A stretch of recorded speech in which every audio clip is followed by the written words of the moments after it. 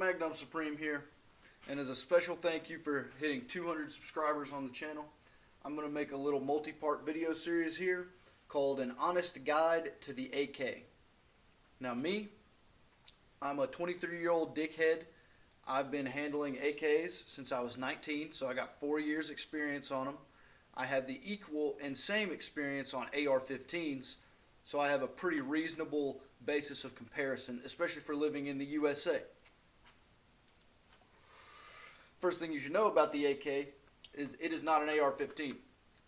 These things are not going to do what your AR-15 does. It's not going to shoot like your AR-15 does. It's not going to look like it. It's not going to feel like it. So if you're an AR guy looking for an alternative to an AR, this is not your move. Go with an AR-180. Get a 416. Something like that. The AK is its own beast. It has its own quirks, its own little intricacies that you must know to operate one properly and effectively. People like to rag on the AK, that they're not accurate past 200 meters. Total fucking bullshit.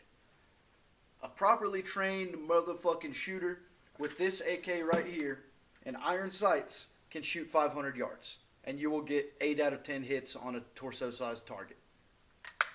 It's just the facts. That's just a fact. Whether it has 1 round through the barrel or 20,000 rounds through the barrel, you will get hits at 500 yards with these things if you know how to shoot them. That's not a question. That's a fucking factual statement. The problem is people are, conformed. People are conformed to AR standards. Now, we do live in America where ARs are $400 and an equivalent AK is $800. But you have to remember, the 223 Remington or 5.56 cartridge shoots much flatter than the 7.62. The 7.62 has a much sharper and much steeper drop-off because it has a very terribly ballistically efficient round.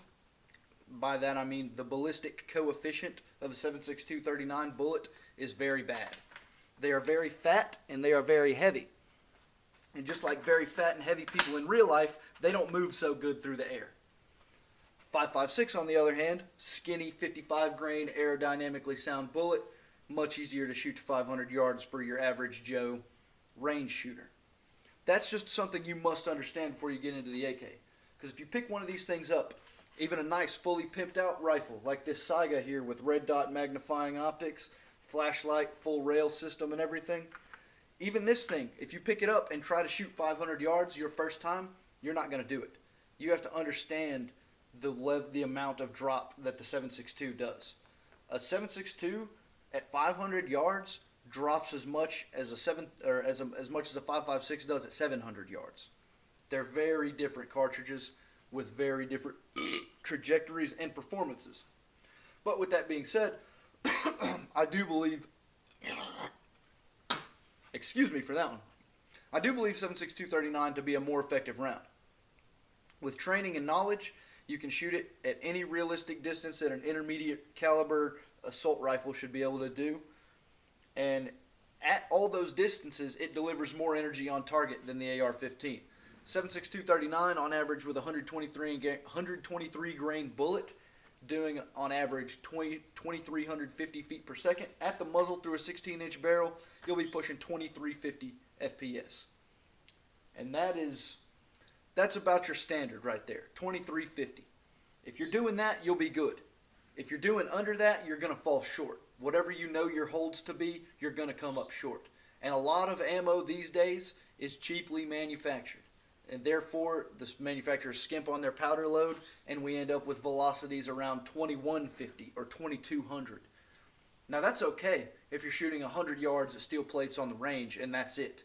But if you seriously intend to use these rifles for what they're made for, you need decent quality ammo, which is another facet of the AK. Their ammo quality and the variability is much more wide when compared to 223 ammo. The worst 223 ammo you can find is still going to push 3,000 FPS in a 20-inch AR-15. Not the same can be said for the worst 7.62 ammo. The worst is pretty bad. You'll see some down around the 2,000 feet per second mark, and that's pathetic for a 16-inch barrel. So with all that being said, we're going to move on to our next point, and that will be imports versus US-made AKs. So what do I mean by that?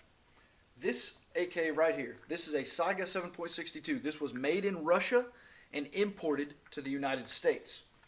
So for a rifle like that to be imported to the United States, it must meet a bunch of import restrictions, which I will not go into because I don't have them down like that. But they must meet a list of requirements that make them sporting rifles. That's the only way to import a rifle like this into the USA. Then, after the rifle is brought in, the manufacturer will often convert the rifles, meaning they will reverse all the sporting features back to their original military features, such as a thumb hole stock and no pistol grip. Saigas in particular were imported with hunting stocks, and the trigger group was in a completely different location, so the trigger group had to be moved and the old holes welded up. Most rifles imported in sporter configuration will not have any muzzle device threads on them, and if they do have threads, they will have a muzzle nut welded in place to claim there's no threads on it, you know. They will also lack bayonet lugs. Sometimes they will lack a cleaning rod. There are many, many, many configurations for sporting rifles to be imported, but those are not our concern. Sporting rifles to be purchased by the end user and converted, that's like, it's not 2010 anymore, dude. Saigas aren't being brought in anymore. So most of the time, a manufacturer will convert them back to their original military configuration. Just look at examples like Zastava USA, Century Arms with their Romanian imports. They all come in as single stack, thumb hole stock, sporterized rifles, but you don't see any sold like that because it's just not viable. Those rifles do not sell, and these companies have learned that. It's like I said, it's not 2010 anymore. People have learned things. So the reason you want to give consideration to an import over a US-made AK, the USA has about, at most, a 20-year history of producing their own AKs. And by that I mean making their own parts like trunnions, gas pistons, carriers, bolts, barrels, gas tubes, etc. You might not think of it as such, but the AK is an expensive rifle to make. It's like economies of scale or some shit, because to set up a factory to make an AK, very expensive, and you basically need government funded assistance to do it. And that's why the commies did it, and that's why they ended up being so cheap, because when you make 50 million of them, economies of scale, the prices go down over time. That's also why American AKs are so expensive. Let's just say, we'll give a bad example and say a Palmetto State Armory. You can find a Palmetto State Armory Gen 5 AKM for around about $1,000 to $1,100, which is fucking outrageous because they're improperly manufactured and with some bad parts. I'm not going to go into it right now, but PSA is a whole different beast. Stay away from Palmetto State Armory AKs if you intend to seriously shoot your gun, like 5,000 or more rounds a year. Even 1,000 rounds a year. Then your gun isn't going to last too long if you're going to buy a PSA. But a PSA compared to we'll just say a Wasser 10. I've seen Wasser 10s with more than 20,000 rounds down the pipe. No major parts changes. Still fine. They will deliver hits on target at 500 yards consistently, no problem. A properly made AK it's a rifle that will last you your entire life. And that's no understatement. You could shoot it every day for your entire life. And with well-maintenance schedule, you'll be able to maintain that rifle and shoot it forever. What else would I like to cover today? So, we'll go into a few of the importers. We're just going to leave US-made AKs out. If you're being serious and really want an AK that's going to last forever, do not buy a US-made AK. Please, heed my words. I'm not a shill. I'm not being paid a dime to make this video. I'm making it because I love AKs and the community around them, mostly. Anyone who ever tells you that a Palmetto State Armory AK, or any US-made AK in that, for that fact, if they ever tell you that they're good, decent rifles that are reliable and will last you like a Romanian or a Russian AK will, they're lying. They're being paid by PSA to say that. Just to name, well, I'll name drop a few names. I'm not trying to call anybody out. I love all the YouTubers I'm about to mention, but people like Garand Thumb, people like Blue Jean Operator, people like Micah Mayfield, kind of loops in with Garand Thumb, people like Rob Ski at AK Operators Union. They were given those rifles by Palmetto State Armory. They were cherry picked. Okay, if you don't understand what that means, you got a rack of 100 guns. They picked the best one and made sure it was the best and performed exponentially more QC on those rifles because they're going to YouTubers who will make videos to make millions of views on them. And that's what fucked me. My first AK I ever purchased was a Palmetto State Armory AK. And I bought it because Garand Thumb and Rob Ski told me they were good. They told me they would last me. Well, right about 5,000 rounds, my PSA Gen 3 breaks. The stock comes loose. The entire rear trunnion was loose. Now, of course, PSA did fix it, lifetime warranty and all that. But the AK is a kind of weapon you don't want to have to use the warranty. These things are meant to sit in a trench for 50 years and still work. Not have the trunnion come loose because I fucking bump fired it too much. Okay. So I'll get off my soapbox. Like I said, those people I mentioned, they're all great YouTubers. They make way better videos than me.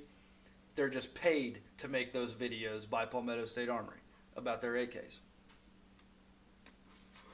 And that is the only reason they have any decent reputation in the community, is because they are shilled for by people who are on the payroll. Now, of course, they're not paid directly by PSA. There are many ways around that. So don't get in my comments telling me that I'm wrong. PSA doesn't have to send them money to their bank account for them to get paid by PSA. It's a little more complicated than your small pea brain might be able to understand. Took me a while to understand. I thought they were honest guys for a long time too. With all that being said, we'll go into some good import AKs that you can still get in today's market. I'm not going to talk about expensive stuff like Arsenal, Saigas, Mac 90s, pre-banned Chinese, anything like that. I'm only going to talk about guns you can get today. Like, you can get online and find one of these bitches right now. And to start off, we're going to start with Zastava.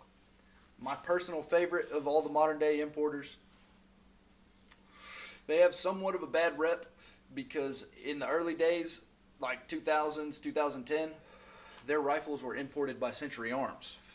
And the conversion process that they performed on those rifles was very poor in its quality and its performance, or in its execution.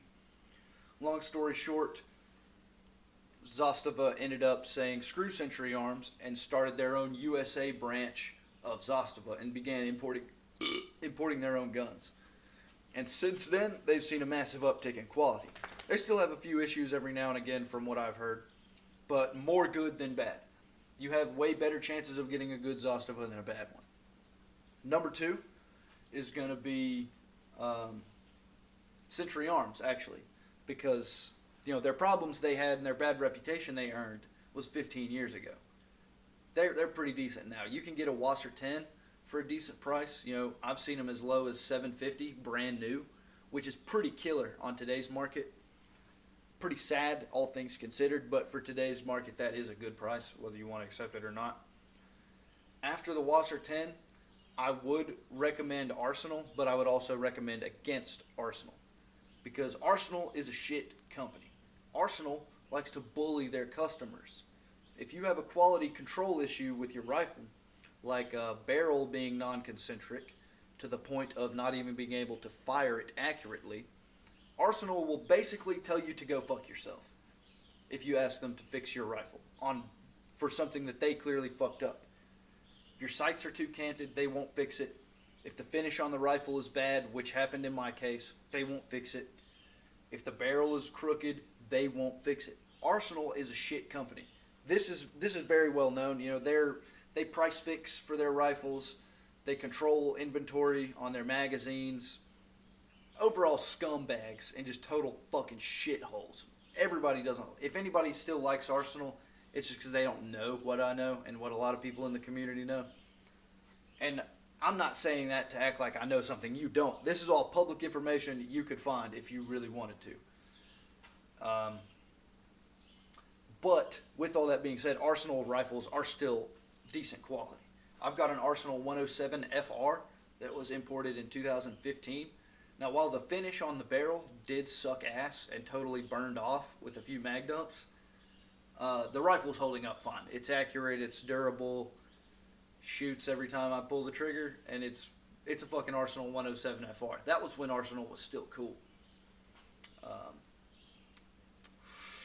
Moving down the list, FEG from Hungary, they still, or not Hungary, from Hungary, they still import a few rifles. It's certainly not like what it used to be back in the 90s whenever they were bringing in all their SA-95s and shit and all their sporters. You can still find Hungarian guns for a decent price. You can find a lot of Hungarian kit builds for a decent price. And when I say kit build, I mean they take an AK parts kit that was cut up to make it into the country, and then they rebuild it as a full AK. And you can snag those. Basically, any of the importers I've listed previously, you can find their parts kits and rebuild them too. Used to be a cheaper option to do a parts kit build, but these days, it's not so much a cheaper option anymore, unfortunately. Doing a parts kit build, you'll probably run up the same price tag as a factory-built AK these days. That'll lead me to my closing point before we start recording part 2. The AK is, you gotta have a certain kind of fucking autism to get into the AK. Because you can get an AR-15 that does a lot of the same things for half the price. It's just an unfortunate reality. You could take, I paid 1,800 bones for a used Saiga 7.62. That's a premium top-of-the-line AK people would fight hand over fist for. And for $1,800, you could buy a $1,000 BCM AR-15 and kit it out, and probably still have money to buy ammo. So that's just the thing you have to know about. You have to be prepared for with AKs. They're not as cheap as ARs. They're not as convenient as ARs. They will serve you just as well and be just as reliable, if not more, and they'll have more power than an AR.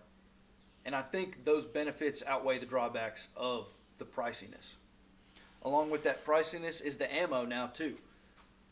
Even 5 years ago, 7.6239, dirt cheap. A case of ammo, 1,000 rounds, 250 beans. No big deal. I'd pay that all day right now. But these days it ain't so much the case. The cheapest case of 1,000 rounds, you're going to find it for 500 beans or more. It's well over 50 cents a round at this point, and for the foreseeable future, it doesn't seem to look like it's going to go down at all. 5.45 by 39 is the exact same way, but more expensive. The cheapest I've seen is 66 cents per round, which comes out to $999 for 1,500 rounds. Man, I tell you what, I'm not an AK-74 guy. Thank God. I'm only an AK-47 guy. 7.6239 is getting pretty fucking expensive, but I could not imagine having to pay for 5.45 right now. My heart really goes out to all the 5.45 guys out there. And just all the AK guys out there in general. We got it rough these days. It is not 2010 anymore. And that's just it's a sad fact. It's a damn sad fact. But with all that being said, if you made it to this point in the video, go down in the comments and comment Magdump Supreme Fort. Wait, no, hold on. No. Here we go. Go down to the comments and comment Krylon is the GOAT. And I might send you some cool shit in the mail. Maybe. Gotta see that comment though. Magdump Supreme signing off. God bless America. You guys have a wonderful day.